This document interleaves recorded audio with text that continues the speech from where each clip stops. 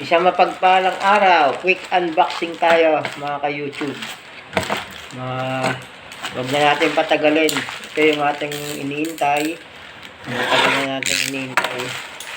Medyo matagal lang siyang dumating, pero ayos ito. Dumating na sa atin. Isa natin. Uy, naka-stapler. Madali lang yan. Tingnan natin. Umorder tayo ng ayun. 1, 2, 3, 4. 4 na piraso. Ito yung ZB2L3. Ito yung module na pang capacity test ng battery. At ating ika-capacity test itong in-order natin na Tipsan.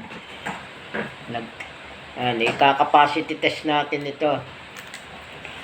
Tingnan natin kung tama yung kanyang rating. Okay. Tapos tayo na isa.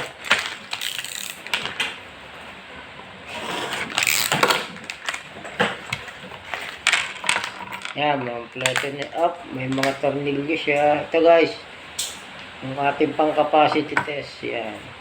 2 resistor. At may mga tornilyo. Okay. Buuin na natin ito.